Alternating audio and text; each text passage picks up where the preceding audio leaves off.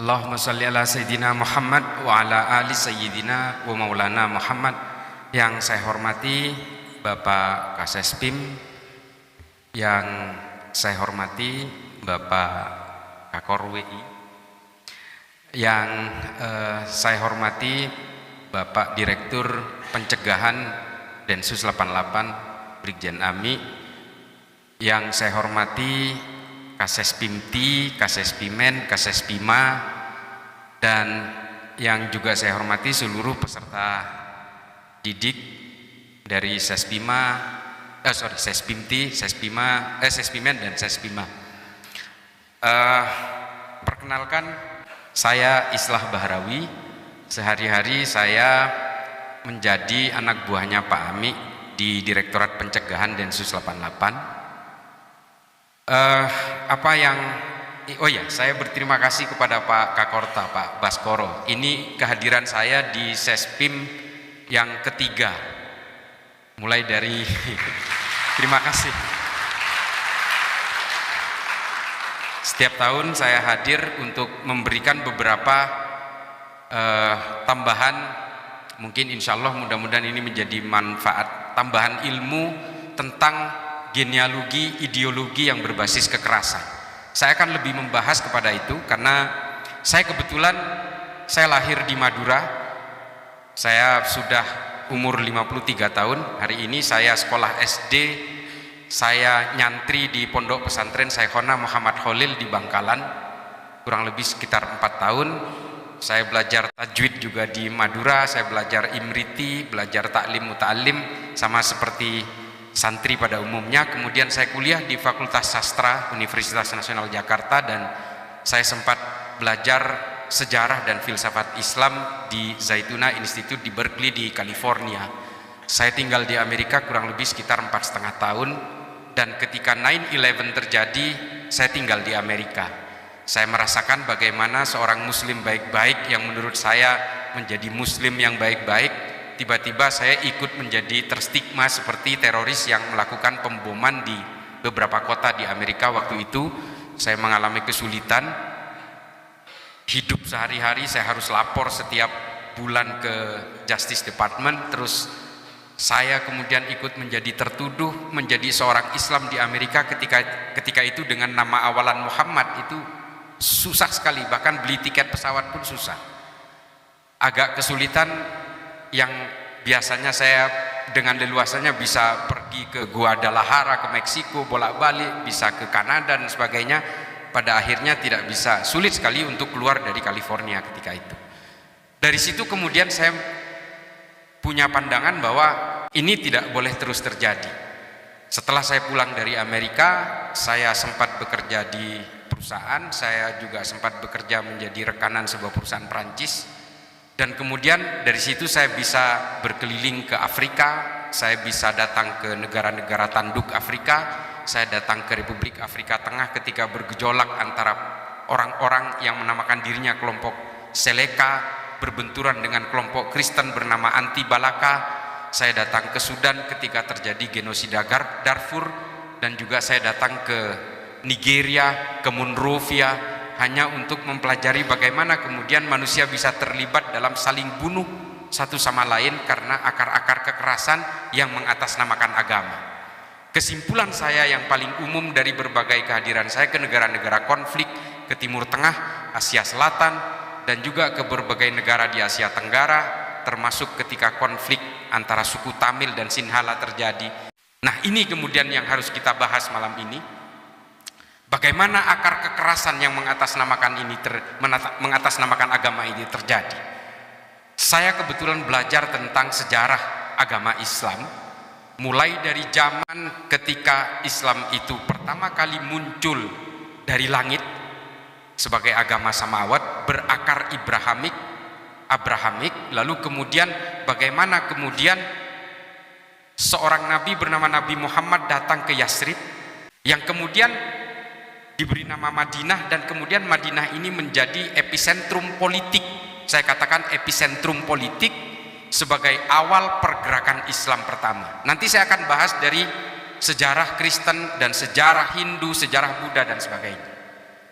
Karena semua agama memiliki vulnerability, mempunyai kerentanan untuk dipakai oleh kelompok-kelompok untuk menggunakan legitimasi kekerasannya dengan atas nama ayat-ayat. Dari Islam yang pertama, Nabi membangun sebuah negara. Konsep pertama yang paling awal dilakukan oleh Nabi Muhammad adalah mendamaikan semua orang yang berselisih paham di Madinah. Membuat satu kesepakatan bersama, namanya Piagam Madinah. Mendamaikan suku Aus dan suku Khazraj yang sudah bermusuhan 300 tahun sejak mulai dari Yaman dan bermigrasi ke Yasrib. Didamaikan oleh Nabi. Kemudian yang kedua adalah Nabi mendamaikan orang Kristen dan orang Yahudi yang sebelumnya selalu berperang untuk berebut menjadi pemungut pajak atas nama kerajaan Persia. Didamaikan oleh Nabi. Kemudian apa? Pemungut pajak ini dengan cara apa dia didamaikan? Pemungut pajak ini tidak ditunjuk kepada satu entitas suku atau agama apapun, tapi diberi beban yang sama. Orang-orang Islam diberi beban zakat, orang non-Islam diberi beban namanya jizyah. Kemudian yang ketiga adalah Nabi mendamaikan pendatang dan pribumi, yang kemudian kita kenal dengan kaum Ansor dan kaum Muhajirin. Dari pendamaian-pendamaian semua pihak yang bertikai inilah kemudian potensi-potensi berbagai kemelut kekerasan yang terjadi di Madinah ini kemudian diikat dengan satu kesepakatan bersama yang kemudian disebut dengan Piagam Madinah. Tujuannya apa? Menghargai semua manusia dengan harkat dan martabat yang sama tanpa melihat suku maupun agamanya. Nah kemudian kemana ini kemudian arahnya? Ada seorang pemikir Islam bernama Ibnu Khaldun pada abad pertengahan membuat sebuah rumusan, jika kalian ingin mendirikan negara, pakailah konsep Nabi ini. Ditulis dalam sebuah kitab bernama Al-Muqaddimah yang kemudian lebih diulas secara luas dalam Al-Ibar. Nama konsep ini Al-Asobiyah, kesepakatan bersama, social and politics cohesion. Nah ini kemudian yang menjadi kerangka dasar dari sebuah negara. Kalau negara ini tidak punya kesepakatan bersama, maka negara itu tidak akan pernah lekang dari konflik, kata Ibnu Khaldun. Ibnu Khaldun memberi contoh negara Sudan hari ini. Lihatlah negara Sudan itu. Pada saat itu Ibnu Khaldun menyebutnya sebagai negara Maghrib yang meliputi Sahel, Mali, Sudan dan sebagian Maroko hari ini.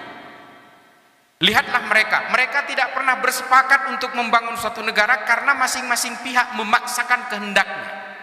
Mereka tidak akan pernah berwujud menjadi satu negara yang utuh karena isinya adalah kelompok Khawarij. Ibnu Khaldun menggunakan kalimat Khawarij di situ sebagai majas karena Khawarij menjadi entitas yang antagonis pada zamannya. Nah, nanti saya akan bahas Khawarij ini pada zaman modern ini kelompok yang mana. Nah kemudian itu terjadi sampai hari ini. Kita tahu yang namanya wilayah Sahel sebagai wilayah sub-Sahara di Mali dan Sudan ini memang tidak pernah selesai dari konflik. Karena isinya adalah kelompok-kelompok Khawarij yang nanti akan saya jabarkan apa ideologi kelompok Khawarij ini. Pertama, saya mulai dari ketika Nabi Muhammad wafat. Ketika Nabi Muhammad wafat, jenazahnya belum dimakamkan. Ada dua sahabat yang dulu bersahabat erat kemudian berusaha menghunus pedang untuk saling tebas satu sama lain. Ini mungkin sejarah yang mungkin agak sulit didapat hari ini karena memang yang menulis berbagai kitab ini hari ini berusaha disembunyikan sejarah ini. Ditulis oleh Imam As-Suyuti dalam Tarikhul Khulafa, ditulis oleh Tarikh At-Tabari dalam volume ke-8 dalam bab Ar-Rusul wal Muluk. Dikatakan bahwa dua orang sahabat Nabi yang dulu sangat akrab itu kemudian berusaha berperang satu sama lain. Ini Nabi sudah wafat, jenazahnya belum dimakamkan. Yang berperang ini namanya Sa'ad bin Ubadah dan Sayyidina Umar. Sudah saling menghunus pedang. Mengapa mereka mau ribut? Berebut untuk menjadi penggantinya Nabi Muhammad. Lalu kemudian diambil jalan tengah. Sayyidina Abu Bakar yang sedang merawat jenazahnya Kanjeng Nabi ini kemudian dipanggil, Abu Bakar, kamu harus datang. Dua orang ini sudah membawa pasukannya masing-masing. Kaum Muhajirin dan kaum Ansor yang tadinya damai berhadapan-hadapan untuk saling berperang, membela pimpinannya masing-masing. Yang pribumi membela Sa'ad bin Ubadah, dan yang pendatang membela Sayyidina Umar. Sayyidina Umar mengatakan, saya yang harus menjadi pengganti Nabi, sayalah penggantinya karena saya tokoh pribumi. Nah, peperangan itu kemudian diambil jalan tengah oleh para sahabat. Oke, kita tunjuk Sayyidina Abu Bakar sebagai pemimpin, sebagai jalan tengah. Karena Abu Bakar dulu diminta oleh Nabi Muhammad untuk mengganti beliau ketika sakit menjadi imam sholat di Masjid Nabawi. Nah, keputusan ini kemudian diterima. Tapi apakah dua yang bertikai ini sama-sama menerima keputusan itu? Tidak. Sa'ad bin Ubadah menolak itu dan menolak untuk mengakui kepemimpinan Sayyidina Abu Bakar. Lalu nanti Sa'ad bin Ubadah mengasingkan diri ke Damaskus. Di Damaskus ketika sedang buang air kecil, dia dipanah oleh dua panah beracun, satu menancap di kepalanya, satu menancap di dadanya. Tidak dijelaskan siapa yang membunuh, tapi dalam kitabnya Murujus Sahab yang ditulis oleh Al-Mas'udi dikatakan kelompoknya Sayyidina Umar yang membunuh Sa'ad bin Ubadah. Setelah itu apa kemudian yang terjadi? Sayyidina Umar diminta untuk menggantikan Sayyidina Abu Bakar setelah Sayyidina Abu Bakar wafat karena diracun. Beberapa kitab sejarah menyebutkan karena sakit. Imam Asyuti dalam Tarikhul Khulafa mengatakan dia diracun. Beberapa kitab sejarah yang lain mengatakan beliau diracun. Peracunan-peracunan ini nanti akan menjadi postulat utama dari berbagai upaya penggulingan kekuasaan dalam khilafah. Karena apa? Yang menjadi batas kekuasaan dalam khilafah hanya kematian. Sehingga ketika ada orang berhasrat untuk menggantikan pemimpin itu harus dibunuh. Maka peracunan-peracunan ini akan menjadi metode-metode perebutan kekuasaan sampai Kekaisaran Utsmani tahun 1924. Nanti saya bahas sendiri soal khilafah ini. Waktu saya agak sedikit banyak di sini. Nanti silakan ditanyakan. Lalu kemudian Sayyidina Umar wafat, dibunuh ketika sedang sholat di dalam masjid, dibunuh oleh seorang budak dari Majusi, namanya Lu'lu'ah. Dibunuh. Dalam beberapa kitab oleh Al-Mas'udi diterangkan yang membunuh itu memang bukan orang Muslim, tapi sebenarnya yang berada di belakang mereka ini adalah konspirasi kalangan Muslim juga. Karena mereka tidak suka Umar terus berkuasa dengan sedikit otoritariannya. Nah, kemudian Sayyidina Utsman dibunuh karena tuduhan korupsi. Padahal ini persoalan-persoalan kekecewaan politik. Dibunuh oleh sesama orang Islam. Setelah itu Sayyidina Ali dibunuh oleh siapa? Oleh Abdurrahman bin Muljam At-Tamimi, seorang hafidz Quran 30 juz. Dia seorang penikmat sholat sunnah dan juga penikmat puasa sunnah Senin Kemis yang tidak pernah lowong. Membunuh Sayyidina Ali setelah sebelumnya dikafirkan lebih dulu. Dan setelah itu kemudian apa yang terjadi? Pembunuhan itu terjadi. Apa yang saya ceritakan ini saya tidak ingin menelanjangi sejarah Islam, bukan. Saya hanya ingin memberikan irisan paling utama di dalam Islam, bahwa setiap aksi kekerasan, saling bunuh sesama orang Islam, perang sesama orang Islam, karena satu penyebabnya, kepentingan politik, political ambition. Perang sesama orang Islam tidak hanya sekali terjadi, berkali-kali terjadi. Perang Jamal, perang Siffin, perang Qurrah, perang Zab, perang Nahrawan. Ini memakan kurang lebih sekitar 130.000 sesama orang Muslim saling bunuh dalam peperangan. Karena apa? Karena politik. Nah, kemudian ditulis oleh salah seorang ahli sejarah dari Libanon, seorang pemeluk Kristen Maronit, namanya Philip Hurri Hitti, dalam History of the Arabs.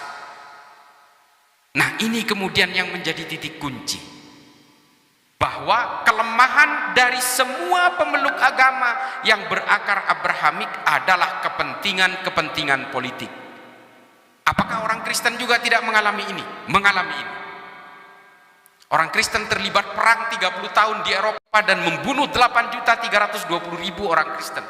Dan kemudian Kristen membelah menjadi Katolik dan Protestan. Karena persoalan apa? Hegemoni politik. Terjadi pembantaian besar-besaran yang disebut dengan the killing and massacre of Valley. Luar biasa. Tapi orang Kristen kemudian selesai dengan perjanjian yang disebut dengan Westphalia Agreement. Dan kemudian diratifikasi dalam Peace of Prague di Cekoslovakia. Selesai mereka. Apakah orang Hindu juga tidak mengalami ini? Mengalami ini. Ditulis oleh Chan Hukum dalam The Medieval Centuries of Hinduism. Ditulis tuntas bahwa orang Hindu juga mengalami perpecahan-perpecahan politik yang kemudian menjadi akar Bharatiya Janata hari ini juga karena persoalan-persoalan politik, dan itu terwariskan hingga hari ini. Orang-orang yang berasaskan nasionalisme Hindu yang disebut dengan gerakan saffronisasi, saffronize di India, kemudian mempersekusi orang Kristen dan orang Islam, membakar masjid dan gereja. Belakangan ini ada pendeta dari Hindu garis keras juga mengancam akan menyerbu Mekah.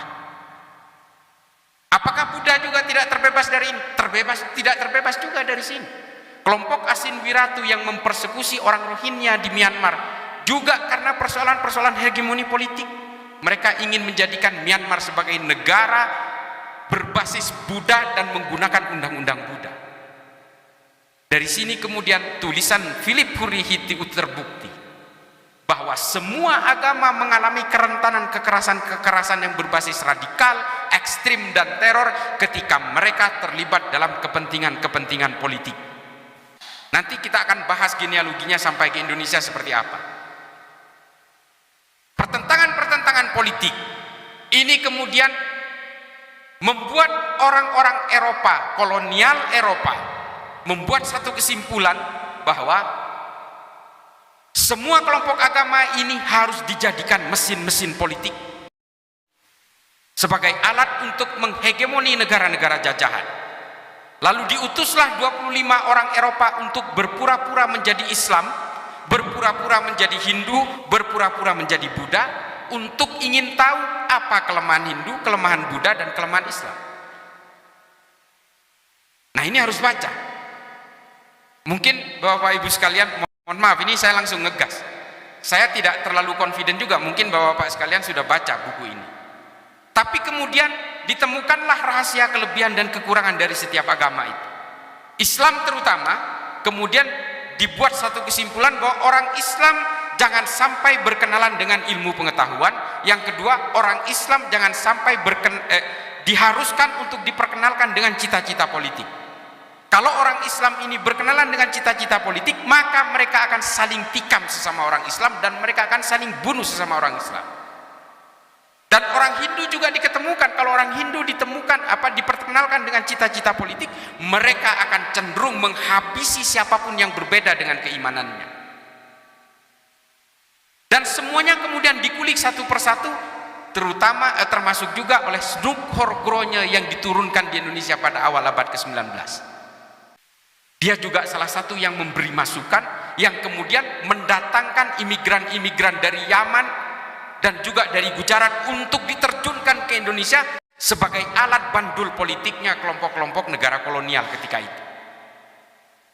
Dan kemudian diglorifikasi bahwa Indonesia ini adalah bagian dari protektorat Kekaisaran Utsmani. Sementara di sisi lain ada kelompok yang bernama Wali Songo, kemudian kita kenal ini, berusaha mengislamkan banyak orang di Indonesia. Di sisi lain, orang-orang kolonial mendeploy, mengerahkan berbagai kelompok misionaris sama seperti yang diterjunkan di India, yang kemudian menciptakan berbagai kelompok enklav-enklav perbedaan agama di India yang dilakukan oleh East India Company, dan di Indonesia dilakukan oleh VOC. Sama polanya. Mengapa mereka kemudian berusaha mengacak-acak kita dengan bandul politik yang disebut dengan the shifting strategy of global game ini? Ini yang kita alami hari ini. Bapak Ibu sekalian, mungkin Bapak Ibu sekalian nanti akan bertemu dengan berbagai kelompok-kelompok dengan berbagai tujuannya. Ada Hizbut Tahrir yang berusaha menyuarakan berbagai gerakan-gerakan politik abad pertengahan kepada kita. Kelompok-kelompok sayap kanan yang berusaha menyeret kita bahwa sistem politik abad pertengahan adalah yang paling ideal untuk dilakukan kita hari ini. Satu postulat utama dari kelompok ini adalah berusaha menggiring kita kepada berbagai sejarah masa lalu sebagai sejarah yang paling ideal untuk diterapkan hari ini. Ini pola dari kelompok sayap kanan. Tapi apakah kemudian operasi-operasi intelijen barat bermain di sini? Bermain. Mulai dari sejak kemerdekaan Saudi Arabia berusaha melepaskan diri dari Kekaisaran Utsmani, berbagai negara barat sudah melakukan operasi intelijennya di Saudi Arabia yang kemudian menciptakan satu paham yang bernama Wahabisme. Wahabisme ini kemudian yang menjadi alat untuk menyuarakan berbagai kepentingan barat, untuk menandingi dari berbagai ideologi kiri yang berusaha digelontorkan oleh Uni Soviet pada zaman Perang Dingin. Ini diakui oleh Muhammad bin Salman dalam salah satu wawancaranya dengan PBS, yang membiayai gerakan-gerakan Wahabisme untuk dieksportasi paksa ke berbagai negara ini, dibiayai oleh Amerika dan juga Eropa. Ini diakui. Dari sini kita bisa mengambil kesimpulan bahwa apa yang ditulis oleh Philip Hurihiti ini kemudian dipakai oleh berbagai kepentingan-kepentingan politik global maupun regional hari ini di berbagai negara. Saya sudah ke Mogadishu, Pak. Saya sampai hari ini masih menjadi advisor untuk kontraradikal pemerintahan Somalia. Di sana kita bisa merasakan satu negara yang berpaham Wahabi bisa berperang dan tidak berkesudahan sampai hari ini. Setengahnya dikuasai oleh pemerintah Somalia, setengahnya dikuasai oleh kelompok pemberontak yang bernama Al-Shabaab. Pahamnya sama, manhajnya sama, ijtihadnya sama. Semua ulama Somalia ini adalah lulusan Mekah dan Madinah, tapi mereka berbeda kepentingan politik. Politik juga yang memecah belah siapapun. Bukan hanya karena dalam konteks berbeda keimanan, bahkan yang sama keimanan, sama tafsir, sama mazhab, bisa juga saling mengkafirkan dan saling membunuh satu sama lain karena persoalan politik. Akar-akar politik berideologi kekerasan inilah kemudian yang menjadi berbagai hantu kita hari ini. Dari berbagai kerentanan-kerentanan agama yang dijadikan sebagai tunggangan-tunggangan politik untuk mencapai tujuan kekuasaannya. Philip Hurihiti menulis, orang Islam dijauhkan dari ilmu pengetahuan karena apa? Orang Kristen berusaha dijauhkan dari berbagai kepentingan politik karena apa? Hindu juga dijauhkan dari berbagai kepentingan ilmu pengetahuan karena apa? Karena ilmu pengetahuan ini menjadi medium penting bagi siapapun yang ingin menguasai dunia. Islam pernah mengalami ini pada abad pertengahan. Keilmuan Islam dipakai sampai hari ini. Dipakai, Pak. Bapak kimia modern itu sampai hari ini Jabir Ibnu Hayyan, yang menemukan teori pertama tentang oksidasi dan fermentasi. Ini orang Islam. Yang menemukan angka 0 dalam matematika itu namanya Al-Khawarizmi. Orang Islam, Pak, yang kita pakai hari ini. Kalau kita tidak mengenal angka 0, kita tidak menemukan -1, -2 dan half number antara positif dan negatif. Lalu kemudian Ibnu Sina menemukan teori-teori kedokteran, dan juga Ibnu Khaldun menemukan teori-teori ekonomi yang kemudian dikutip oleh Karl Marx dalam Das Kapital, dipakai juga oleh Adam Smith untuk teori kapitalisme permodalan yang disalurkan kepada berbagai warga negara untuk mengaktifkan kelompok-kelompok menengah, dan juga dipakai oleh John Locke dan John Maynard untuk merumuskan demokrasi modern hari ini. Jadi kalau ulama dulu, nasionalisme, pendeta, pastor memutuskan bahwa Pancasila ini adalah wadah bersama, ini nggak salah, Pak. Secara genealogis ini mengakar kepada pemikiran berbagai agama. Saya sering digugat ketika saya ada di YouTube, silakan ditonton di dalam Akbar Faisal Uncensored, dan juga bersama Ahmad Sahal. Saya mengatakan bahwa Islam tidak pernah punya sejarah politik yang gemilang, tidak pernah. Kalau Nabi Muhammad jangan dibaca. Nabi Muhammad ini punya sifat maksum, dihindar dari kesalahan. Dan semua nabi termasuk Yesus, David, Moses, semua tidak punya kesalahan-kesalahan yang bersifat, yang berakibat terhadap implikasi dosa. Ini keyakinan kita, Islam mengakui ini. Kita tidak usah bahas soal itu. Tapi pasca kenabian, after the prophet era, umat Islam selalu gagal untuk mewujudkan mimpi-mimpi politik. Khulafaur Rasyidin gagal. Mengapa saya berani mengatakan gagal? 3, bahkan saya mengatakan 4 dari khalifah paling utama itu juga mati terbunuh. Bani Umayyah, 6 dari khalifahnya mati diracun. Cucu Nabi mati diracun, Sayyidina Hasan. Sayyidina Husain dibantai di padang Karbala, dipenggal lehernya, ditusuk ke ujung pedang kepalanya, lalu diarak di jalanan di Damaskus dan kemudian ditepuk tangannya. Kemudian setelah itu ditaruh kepalanya di baskom, dipersembahkan kepada Yazid bin Muawiyah, rajanya. Sesama Islam, Pak. Padahal ini cucu Nabi. Kalau bulan purnama oleh Nabi Muhammad, 2 cucunya ini ditaruh di paha kanan dan di paha kirinya, lalu ditimang-timang. Begitu sayangnya Nabi Muhammad kepada 2 cucunya. Tapi karena persoalan politik, dua-duanya dibantai. Nah ini karena apa? Karena politik, Pak. Permusuhan Sunni dan Syiah bertahan sampai hari ini. 1421 tahun. Karena apa? Karena politik. Kalau sudah persoalan politik, Pak, mengatasnamakan agama, semua kejahatan akan terlihat terhormat. Yazid tidak pernah merasa salah. Abdurrahman bin Muljam At-Tamimi membunuh Sayyidina Ali, sepupunya Nabi, mantunya Nabi, tidak pernah merasa bersalah sampai dibakar hidup-hidup pun dia tidak menyesal, karena dia merasa membunuh orang kafir. Dan orang Kristen kemudian juga terpecah belah di Eropa, sampai kemudian kekaisaran Bizantium, dan mereka terlibat dalam perang-perang sesama orang Kristen di Armenia. Sampai hari ini mereka masih berperang di Nagorno-Karabakh. Karena persoalan apa? Politik. Nah ini kemudian yang membawa kita ke alam modern hari ini, yang meluluh lantakkan semua negara. Konflik di semua negara adalah persoalan politik. Makanya politisasi agama ini adalah musuh semua agama. Dan kemudian kita membuat kesimpulan yang sama dengan beberapa akademisi seperti Daniel Kohler, Scott Atran, Farah Pendith, Elena Gruening. Semua punya kesimpulan yang sama, bahwa terorisme has no religion. Terorisme itu tidak ada agamanya. Kalau kemudian ada orang melakukan aksi teror kemudian mengatasnamakan agama, ya, tafsir-tafsir agama yang diselewengkan inilah kemudian yang menjadi penegas dan alat legitimate melegitimasi berbagai aksi-aksi kekerasan atas nama agama. Dan kembali kepada kesimpulan saya yang paling awal, bahwa karena semua kejahatan yang diatasnamakan agama akan terlihat terhormat. Nah, mengapa kemudian agama ini selalu menjadi sasaran alat penunggangan dari berbagai aksi ekstrim dan teror ini? Karena 3 hal. Agama berbasis dogma. Percaya, nggak percaya, harus percaya. Ini menarik, Pak, buat kelompok-kelompok teror.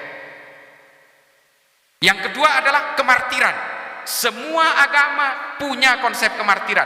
Kalau kamu berjuang untuk memperjuangkan agamamu, maka kamu akan masuk surga otomatis. Semua agama punya konsep ini, yang kalau di dalam Islam disebut syahid, jihad, mujahid, dan sebagainya. Istilah-istilah ini kan familiar sekali. Di dalam Kristen juga konsep-konsep kemartiran juga dikenal, di Hindu, di Buddha juga, di dalam Katolik juga. Yang ketiga adalah konsep nubuat akhir zaman, messianic belief. Semua negara punya ini. Semua agama punya ini.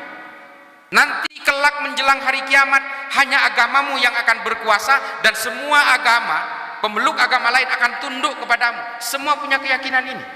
Imam Mahdi, the Savior, dan sebagainya. The Messiah. Semua agama punya konsep ini. Sehingga akhirnya apa? Agama mengalami kerentanan untuk dipakai sebagai alat melegitimasi berbagai perjuangan-perjuangan politik untuk menguasai negara. Apakah di dalam Islam sejarah ini dimulai hari ini? Tidak.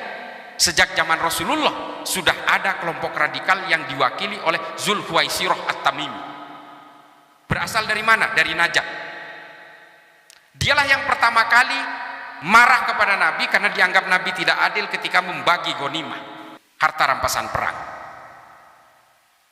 Lalu kemudian Nabi mengeluarkan perkataan, kelompok ini yang nanti kelak, kelompok ini akan seperti anak panah yang lepas dari busurnya, yang menjadi liar dan sulit dikontrol orang lain. Ketika dia membaca Al-Quran, dia hanya sampai tenggorokannya aja, tidak sampai kepada hatinya. Nabi sudah mengatakan seperti itu, dan betul. Kelompok ini kemudian membesar, diteruskan oleh Amr bin Bakir At-Tamimi, kemudian diteruskan oleh Abdurrahman bin Muljam At-Tamimi. Inilah kelompok yang disebut dengan kelompok Khawarij. Mereka akan menjadi kerikil dalam sepatu setiap kekuasaan siapapun. Dia tidak akan berhenti sampai dia sendiri yang berkuasa. Tapi memang Tuhan tidak pernah memberi izin dia untuk berkuasa sampai hari ini. Kalau kemudian kelompok-kelompok sayap kanan, ekstrim kanan seperti ini tidak pernah berkuasa dan tidak pernah menang pilpres di Indonesia, berarti Tuhan masih menyayangi bangsa ini. Kelompok-kelompok inilah kemudian yang menjadi duri dalam daging setiap akselerasi peradaban manusia. Dan ini juga menjadi kloning-kloning di setiap agama. Kelompok Asin Wiratu di Myanmar juga mempersekusi kelompok Islam seperti Rohingya. Kelompok Shiv Sena, Hindutva, Bharatiya Janata juga menjadi kerikil dalam sepatunya kehidupan Hinduism di India, mempersekusi orang-orang yang berbeda keimanan di India. Yang membunuh Mahatma Gandhi juga dari kelompok ini, namanya Godse. Dan ini juga yang kemudian menggagalkan berbagai akselerasi peradaban di dunia. Keilmuan-keilmuan kemudian menjauh dari kehidupan beragama umat manusia di seluruh dunia. Karena apa? Karena semua sibuk berpolitik. Kalau saya kemudian sedikit salut, bukan sedikit salut, saya salut kepada orang Kristen karena dia sudah menyelesaikan dengan berbagai perjanjian itu, berhasil mengakhiri berbagai konflik di antara sesama pemeluk keimanan itu. Ya mohon maaf, jangan salahkan saya, meskipun saya Islam, wallahi saya Islam. Tapi orang Kristen berhasil sadar dengan permusuhan-permusuhan ini, sehingga mereka membuat perjanjian di antara mereka. Ada nggak orang Kristen dan Katolik saling tebas hari ini? Nggak ada, karena mereka terikat oleh Westphalia Agreement dan juga Peace of Prague. Umat lain, Hindu, Buddha, Islam, tidak pernah punya perjanjian seperti ini. Sehingga kita apa hari ini yang terjadi? Sesama umat Islam saling bom. Masjid-masjid, ketika saya ke Mogadishu Pak, saya masuk ke masjid aja saya harus noleh-noleh Pak. Kalau saya masuk ke masjidnya pemerintah, saya bisa jadi diberondong tembakan oleh kelompok Al-Shabaab. Kalau saya masuk ke masjidnya Al-Shabaab, saya takut diberondong tembakan oleh pasukan pemerintah. Padahal sama pahamnya. Nah, kelompok-kelompok dari yang bernama Bani Tamim ini kemudian menjadi akar-akar radikal yang terjadi hingga abad ke-pertengahan, hingga kemudian pada awal abad ke-18. Inilah kemudian yang membuat berbagai virus radikal di tengah kita hari ini. Karena dulu apa?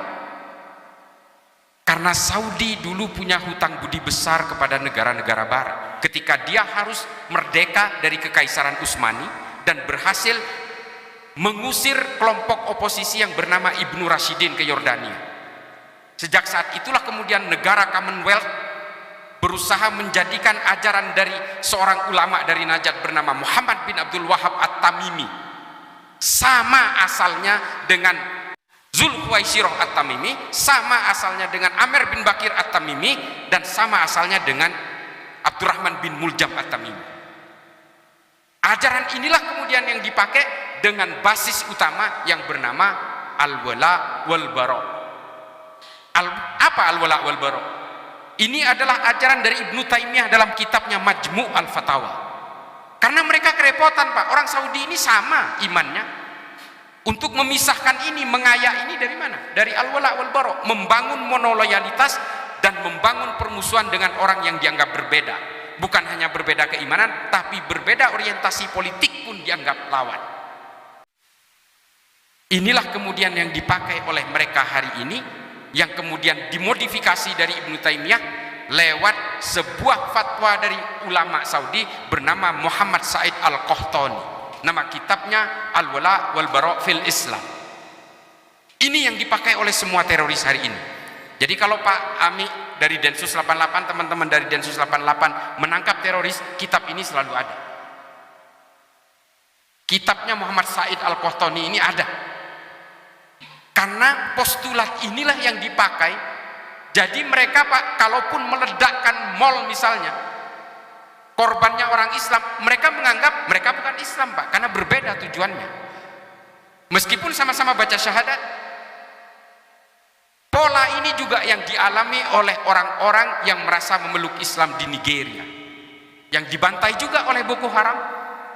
yang merasa memeluk Islam juga di Sudan yang dibantai oleh kelompok Hasan Turabi, mereka yang juga merasa memeluk Islam di Pakistan yang dibantai juga oleh Laskar At-Taibah, mereka yang merasa memeluk Islam di Suriah yang juga dibantai oleh Jabhatun Nusrah. Kelompok-kelompok ini tidak peduli mereka ini dianggap merasa Islam atau tidak, yang penting mereka berbeda tujuan politik, maka dia musuh saya. Jadi jangan heran Pak kalau kemudian di Polsek Astana Anyar di Bandung diledakkan oleh Agus Muslim kemarin, korbannya juga polisi yang Islam, karena bagaimanapun polisi ini adalah togut, anteknya pemerintah, orang kafir, karena dialah yang menegakkan hukum buatan manusia. Nah, pola ini sama dengan Abdurrahman bin Muljam. Kenapa Sayyidina Ali juga dikafirkan? Dia mengkafirkan Sayyidina Ali karena Sayyidina Ali dianggap menggunakan undang-undang buatan manusia ketika menerima arbitrase tawaran damai dari Muawiyah bin Abu Sufyan. Kalau begitu Ali telah kafir karena dia tidak berhukum kepada Allah, karena dia sudah membuat hukum buatannya sendiri. Dia mau berdamai dengan bugot yang bernama Muawiyah. Nanti kelompok Khawarij ini akhirnya juga bergandengan tangan dengan Muawiyah dengan kelompok Bani Umayyah ketika melakukan perang Zab dengan kelompok Bani Hashim. Serem Pak kalau bicara tentang politisasi agama. Orang Kristen juga kemudian terciptakan firqah-firqah juga di Arab. Gara-gara apa? Politik. Mengapa di Arab itu orang-orang Kristen yang tadinya hanya satu bagian entitas saja kemudian pecah menjadi Kristen Ortodok, Koptik, Yunani Ortodok, Maronit? Itu juga dimulai dengan perpecahan-perpecahan politik karena persoalan-persoalan kondisi kekuasaan. Hindu juga demikian, Buddha juga demikian, kelompok Katolik di Amerika Selatan. Saya juga sudah pernah ke Amerika Selatan. Mereka juga menunggangi agama untuk memecah belah masyarakat. Orang-orang Katolik Spanyol juga membantai orang-orang Yucatan, suku Inka, Maya yang hari ini hampir punah karena mereka menolak untuk masuk ke dalam agama mereka. Kalau sudah berhubungan dengan politik, semua agama akan mudah menjadi alat legitimasi berbagai aksi kekerasan. Oleh karena itulah jangan heran kemudian jika ada beberapa akademisi yang mengatakan bahwa Al-Qaeda juga diciptakan oleh Barat, ISIS juga diciptakan oleh Barat, Boko Haram diciptakan oleh Barat, Al-Shabaab juga diciptakan oleh Barat. Tapi persoalannya adalah kemudian kita tidak perlu tahu soal fabrikasi dan berbagai konspirasi pembentukan itu, tapi kemudian yang menjadi korban adalah orang-orang di Indonesia yang kemudian terpapar oleh paham ini. Dari sini kita bisa melihat bahwa urat utama, mainstream, arus utama dari berbagai gerakan kekerasan ini selalu berbasiskan al-wala wal bara yang diusung oleh Wahabisme. Silahkan bantah saya. Bapak Ibu sekalian, saya bukannya anti dengan pemahaman orang lain. Saya juga tidak anti terhadap Kristen meskipun saya Islam. Saya tidak anti dengan Hindu dan Buddha. Saya punya prinsip yang paling baku seperti yang ditulis oleh Jalaluddin Rumi dalam Fihi Ma Fihi, bahwa apapun agamamu, apapun sukumu, semua manusia diciptakan oleh Tuhan yang sama. Kita ini kan karena berbeda kelahiran saja kemudian agama kita menjadi berbeda. Saya lahir di Madura, bapak saya Islam, kakek saya Islam. Kalau saya lahir di Meksiko Pak, muka saya glowing dan saya Katolik. Makanya kemudian Habib Ali Al-Jufri menulis sebuah kitab yang sangat simpel, namanya Al-Insaniyah Qabla Tadayyun, Humanity Before Religiosity. Kenali dulu kemanusiaan sebelum kamu mengenal keimanan. Kalau kamu mengenal keimanan lebih dulu lalu kemudian kamu lalai mengenal kemanusiaan, maka kamu akan menjadi Tuhan-Tuhan kerdil dan kamu akan selalu menghakimi orang lain. Kita akan sibuk menghitung dosa orang lain. Ketika orang berbeda dengan saya, kemudian saya menghakimi, kamu akan masuk neraka. Makanya kemudian kata Habib Ali Al-Jufri dikatakan kenali dulu kemanusiaan, bahwa kita ini semua bersaudara dalam kemanusiaan. Kita ini hanya persoalan beda kelahiran, sementara kelahiran itu juga bukan permintaan kita. Ini ditentukan oleh Allah kok. Nah ini kemudian yang diulas tuntas oleh Habib Ali Al-Jufri, bahwa kita jangan pernah gelisah oleh keimanan orang lain dan perbedaan-perbedaan, karena kata Allah di dalam Al-Quran bahwa perbedaan ini sunatullah. Saya buat kalian ini bersuku-suku dan berbangsa-bangsa supaya apa? Lita'aruf, saling mengenal, saling berinteraksi di antara semua perbedaan itu. Jadi kalau ada orang yang anti perbedaan, Pak, ini sebenarnya sudah menjadi Tuhan kerdil sudah. Kalau saya lahir di Bali, mungkin saya tidak akan bisa bahasa Indonesia dengan seperti ini. Saya akan menjadi orang Bali dan beragama Hindu. Nah, ini yang kemudian diulas tuntas oleh Habib Ali Al-Jufri. Makanya kemudian dalam beragama kita harus mengenal kemanusiaan. Kalau kemudian ada ajaran-ajaran yang mengatakan kamu tidak boleh bergaul akrab dengan orang Kristen, ini ada, Pak, ini ajaran dari salah seorang ustadz yang berbasis Wahabi. Jangan berteman akrab dengan orang Kristen, karena nanti imanmu akan tergerus, kecuali kamu dalam hubungan dagang. Loh, ini menerjemahkan Al-Quran apa das kapital? Ini saya sering protes soal ini. Ini kan perbedaan. Orang-orang non-Islam, ini saya bercerita dalam konteks perspektif Islam. Orang-orang non-Islam itu akan melihat akhlak kita, Pak. Makanya saya katakan di dalam podcast saya, di banyak podcast saya di YouTube, saya katakan DNA-nya Islam ini bukan politik. Orang Islam ini selalu gagal dalam politik. Yang katanya pernah menguasai Eropa selama 7 abad itu, yang namanya khilafah di Andalus itu, apa yang disisakan sekarang? Tidak ada. Mereka tidak pernah menyisakan satu genetik pun orang Islam di Eropa. Ketika mereka berkuasa di Eropa, mereka membunuh 21 juta orang Eropa. Ketika orang Eropa ingin menyerbu ke Arab, ingin menaklukkan orang Arab dan mengkristenkan seluruh orang Arab, mereka juga membunuh jutaan orang Arab lewat pasukan salib, Templar, Charlemagne. Orang-orang Islam juga membunuh orang Eropa mulai dari semenanjung Iberia sampai ke kota Toulouse di Prancis. Habis semua. Setelah itu apa? Kekaisaran, kekhilafan Islam tumbang di Granada. Orang-orang Islam dipaksa untuk dibaptis sambil menangis. Kata Heinrich Heine dalam Al-Mansur. Bukunya judulnya Al-Mansur. Dan ketika orang Kekaisaran Ottoman menguasai Armenia, mereka membakar gereja, membunuh ratusan ribu orang Armenia dan dipaksa bersahadat. Sama aja, Pak. Kalau sudah agama itu diseret paksa ke dalam kepentingan-kepentingan politik, manusia akan menjadi binatang. Homo homini lupus. Manusia akan menjadi serigala bagi manusia lainnya. Nah, ini kemudian yang menjadi gambaran kepada kita bahwa lalu apa fungsi agama? Tujuan beragama itu apa lalu? Kita ini kok kita disuruh beragama ini apa? Kita lihat akar genealogi turunnya agama. Mulai dari Musa, Daud, Yesus sampai kepada Muhammad. Semua agama diturunkan oleh Allah, oleh Tuhan ketika manusia sudah lalai dalam kemanusiaan dan kedamaian. Coba lihat sejarahnya. Nabi Muhammad juga mendobrak jahiliyah. Ketika orang lahir perempuan langsung dimatikan, dibunuh dan dikubur hidup-hidup. Artinya apa? Ketika manusia lalai dalam kemanusiaan, maka turunlah agama baru, kitab suci baru dan nabi baru. Artinya apa? Tuhan sangat peduli dengan kemanusiaan dan kedamaian. Kalau kemudian hari ini ada orang beragama menganggap bahwa dengan beragama saya harus membenci orang lain yang berbeda, ini tafsirnya yang salah, Pak, bukan agamanya. Nah, ini yang mungkin akan bapak-bapak temui ketika bapak-bapak kembali bertugas. Kelompok ini sebenarnya adalah korban dari infiltrasi ideologi yang semacam ini. Korban dari tafsir-tafsir yang kemudian disalahartikan. Ayatnya satu, Pak, tapi tafsirnya bisa ribuan. Nah, ini yang kemudian Bapak Ibu sekalian akan hadapi ketika bertugas. Bahwa akar genealogi semua kekerasan yang mengatasnamakan agama ini berawal dari kepentingan-kepentingan politisasi agama. Saya di media sosial selalu teriak bahwa kita harus melawan politisasi agama. Karena apa? Kalau kita mau memajukan agama kita masing-masing, baik yang Kristen, Hindu, Buddha, majukan dengan ilmu pengetahuan.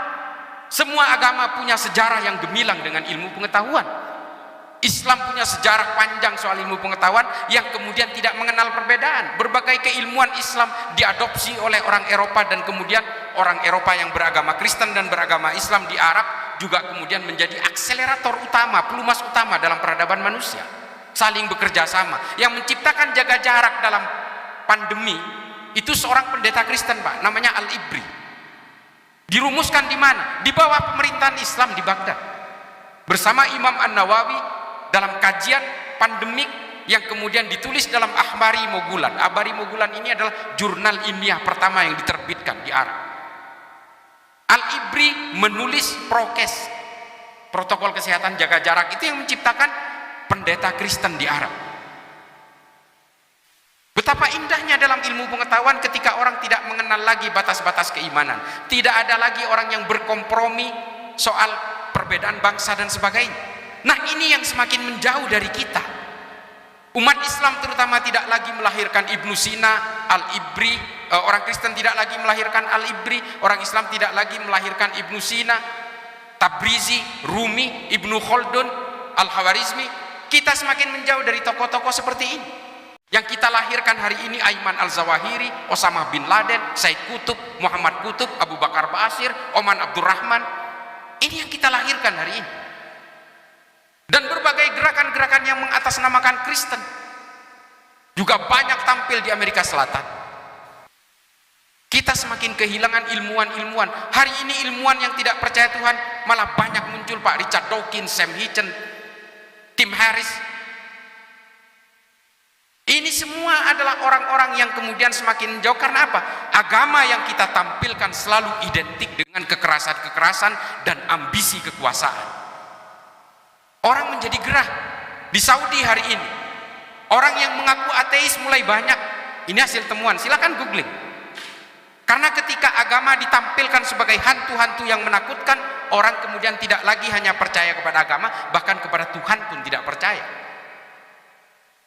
Tokoh-tokoh ateis perempuan, ini mumpung ada ibu-ibunya, yang menjadi korban pertama ketika agama itu ditampilkan sebagai alat yang paling menakutkan, korbannya perempuan. Makanya yang mengaku ateis di Saudi itu rata-rata perempuan. Rana Ahmad, Rahaf Al-Kunun, Dina Ali Sahnun, Ajwa, Ayla. Ini orang-orang yang kabur dari Saudi karena udah nggak percaya Tuhan.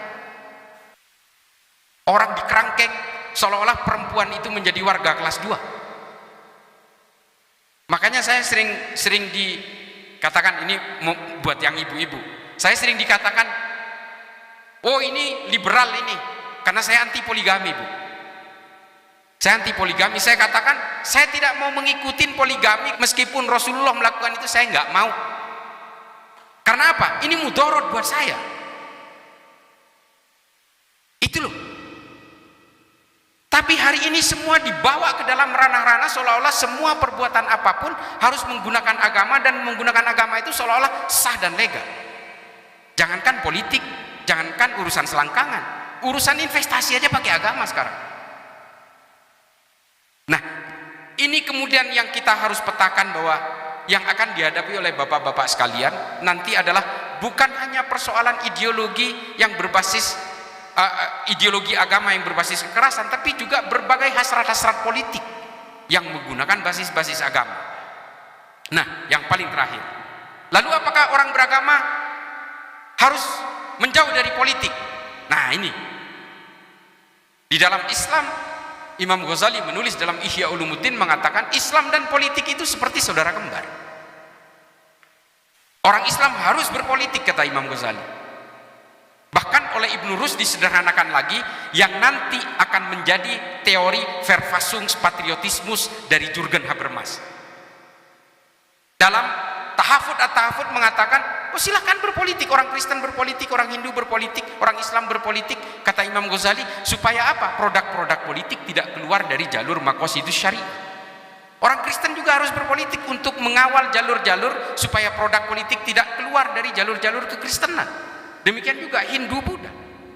Tapi kata Ibnu Rus dalam Tahafut at-Tahafut yang nanti juga akan ditulis oleh seorang pemikir Katolik dari Eropa bernama Thomas Aquinas dalam bukunya Summa Theologica, dikatakan bahwa jangan gunakan agama sebagai tunggangan kalian untuk mencapai kursi kekuasaan, karena nanti kejahatanmu juga akan menggunakan pembenaran agama.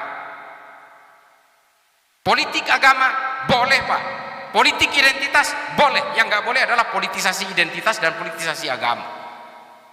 Bahaya. Saya orang Madura, kalau saya mau nyalek pasti dapilnya Madura. Saya orang Islam, saya pasti akan mewakili entitas keislaman saya. Ini politik identitas. Tapi jangan politisasi agama dan kesukuan saya untuk menuding orang lain bahwa orang yang tidak memilih saya berarti bukan Islam. Ini bedanya. Yang paling terakhir juga adalah tolong Bapak Ibu sekalian, karena ini calon-calon pemimpin di daerah nantinya, jangan sampai terjadi politisasi agama di masjid, Pak. Ini yang paling terakhir. Karena sejarah pergolakan semua agama selalu dimulai dari rumah ibadah. Perang 30 tahun yang dilakukan oleh orang Kristen sesama orang Kristen di Eropa juga diawali dari gereja. Perang sesama orang Hindu di India juga diawali dari berbagai kuil-kuil yang ada di sana. Islam juga selama masa Bani Umayyah selama 60 tahun kampanye politik di masjid dilakukan, saling mencaci maki, satu sama lain saling mencaci maki, hingga ada salah seorang khalifah bernama Umar bin Abdul Aziz membuat satu kesepakatan, nggak boleh lagi politisasi agama di masjid. Lalu khotib Jumat diwajibkan membaca surat An-Nahl ayat 90 di setiap akhirnya supaya orang tidak lagi mempolitisasi agama di masjid. Nah, surat An-Nahl 90 ini sering kita dengar dari khotib kalau kita Jumatan. Innallaha ya'muru bil adli wal ihsan wa ita'idzil qurba wa yanhanil fahsya'i wal munkari wal baghi ya'idukum la'allakum tadhakkarun wa la dzikrullahi akbar. Hentikan semua ini anak manusia, saling tolong menolonglah kalian. Tidak ada gunanya kalian bermusuhan. Menggunakan kata manusia dalam ayat itu. Karena apa? Karena dulu sesama Islam tapi saling caci maki, Pak, di dalam masjid. Dan kemudian setelah keluar dari masjid mereka saling bunuh. Dan ini juga terjadi hari ini di Afghanistan, di Pakistan. Saya juga pernah berkali-kali, Pak, ke berbagai negara konflik ini. Mereka saling bom masjid. Kemarin Laskar At-Taiba membom masjid karena masjid itu masjidnya polisi di Pakistan. Yang membom juga polisi, coba. TNI Polri tidak bebas dari paham seperti ini. Data terakhir 23.000 teman-teman dari Polri yang terpapar oleh paham al-wala wal bara'i. Kalau mau diperjelas, paham Wahabi Salafi yang tergabung dalam PCS, Polisi Cinta Sunnah. Makanya kemudian keluar Perpol nomor 7 tahun 2022 yang melarang anggota Polri untuk memeluk ajaran-ajaran eksklusif berbasis ekstrim seperti ini. Lalu keluar dipertegas dalam surat edaran dari Wakapolri bahwa di situ disebutkan salah satunya adalah Wahabi Salafi. Jelas. TNI juga 9.200 berdasarkan data Al-Farah yang terpapar ajaran ini. Tapi satu-satunya yang punya aturan internal seperti Perpol nomor 7 ini baru Polri. Mudah-mudahan dari rekan-rekan dari TNI akhirnya berinisiatif untuk membuat undang-undang seperti Perpol nomor 7 ini. Kebetulan saya menjadi salah satu tim perumus bersama teman-teman yang lain untuk Perpol nomor 7, tapi bukan yang patsus, Pak. Enggak, saya enggak ikut-ikut. Saya yang bagian ajaran ini aja. Salah satu poin pasal 8182 malah patsus, tapi ada salah satu pasal di dalam Perpol nomor 7 itu. Nah, ini menjadi penting, Pak, karena Bapak-bapak sekalian bertanggung jawab terhadap keamanan, bertanggung jawab terhadap pertahanan negara. Maka Bapak-bapak harus menyadari bahwa Bapak-bapak tidak boleh terbelah dalam berbagai apapun. Ini NKRI, Pak, ini Pancasila. Yang Islam kita harus punya anggapan bahwa Pancasila ini adalah al-asobiyah, ini adalah piagam Madinah kita. Kita tidak boleh lagi punya cita-cita bahwa negara ini harus berdasarkan hukum syariah. Negara-negara yang hari ini berkonflik semuanya berawal dari tarik-menarik tentang persoalan hukum. Sudan berkonflik sampai hari ini karena Sudan dulu pernah menggunakan hukum syariah pada tahun 83 pada masa Presiden Ja'far Numeiri. Dan setelah itu apa? Sudan terlibat dalam perang sipil terpanjang di dunia yang membelah Sudan hari ini, selatan Kristen, utara yang Islam, dan mereka terpisah menjadi dua negara. Yang paling terakhir, Indonesia ini adalah negara nggak masuk akal, Pak. Tidak masuk akal. Kalau kata Romo Magnis itu the impossible state. Mengapa dikatakan demikian? 17.000 pulau, 700 suku, ratusan bahasa, puluhan agama beserta sekte-sektenya hidup dalam satu entitas negara. Kalau Indonesia ini ada di Arab mungkin sudah pecah menjadi 15 atau 20 negara. Kalau ada di Eropa, mungkin sudah pecah menjadi 15-20 negara. Yugoslavia berabad-abad Pak menjadi satu negara, akhirnya pecah menjadi 7 negara. Karena apa? Karena persoalan identitas. Serbia, Montenegro, Estonia, Bosnia dan sebagainya luluh lantak Pak menjadi negara-negara yang terpecah belah. Coba lihat negara-negara di Arab, sukunya sama, bahasanya sama, budayanya sama, agamanya bisa dibilang sama, tapi negara perintil-perintil, Kuwait, Oman, Bahrain, mereka nggak bisa bersatu, padahal satu suku, satu bahasa loh, cuma beda dialek aja. Indonesia ini sudah bermacam-macam seperti ini, tapi masih menjadi satu negara sampai hari ini. Ini blessing banget. Tepuk tangan. Inilah negara kesatuan Republik Indonesia dengan Pancasila. Kalau dulu ada satu yang egois, gak bisa, Indonesia harus pakai sistem syariah. Hari ini Pak, bukan hanya orang Kristen, orang Hindu, orang Buddha yang berperang dengan orang Islam, sesama Islam pun akan berperang. Kalau undang-undang syariah yang dipakai versinya Wahabi, lalu kemudian mengatakan siapapun yang maulidan tolong polisi tangkap, orang NU mau terima nggak? Perang Pak. Kalau kemudian NU yang berkuasa, undang-undangnya, semua orang yang meninggal wajib ditahlilkan, terima nggak orang Wahabi, orang Salafi, orang Muhammadiyah? Nggak terima Pak. Makanya kemudian keputusan ulama, pendeta, pastor dan sebagainya, tokoh-tokoh nasionalis memutuskan kita harus membuat bejana yang bisa menjadi wadah dari semua kepentingan ini. Silahkan menggunakan hukum syariah dalam kehidupan beragama, tapi dalam keadaan kehidupan bernegara kita harus tetap mengacu pada Pancasila sebagai kehidupan yang harus ditampung bersama dalam bernegara. Dan ini konsepnya Nabi banget. Demokrasi modern juga dirumuskan dari Al-Muqaddimahnya Ibnu Khaldun kok, oleh John Locke dan John Maynard. Hari ini kemudian demokrasi diharamkan, yang mengharamkan malah menikmati demokrasi. Demokrasi hari ini diharamkan, tapi mereka menikmati kebebasan demokrasi, meneriakkan anti demokrasi tanpa ada orang yang menangkapnya. Anomali. Khilafah ini juga kemudian dijual kemana-mana. Ini yang kemudian menjadi biang. Makanya Nahdlatul Ulama kemarin pada satu abad itu mengeluarkan sebuah anjuran fikih peradaban. Karena di dalam Islam ini ada 2 unsur Pak. Ini panjang lagi. 2 unsur Pak. Yang satu namanya sawabit, soal prinsip yang gak bisa ditafsirkan ulang. Tapi ada satu hal yang bernama mutaghayyirat yang bisa ditafsir ulang. Makanya kemudian NU membuat mutaghayyirat, kita tidak boleh menerima lagi wacana-wacana khilafah dalam satu negara.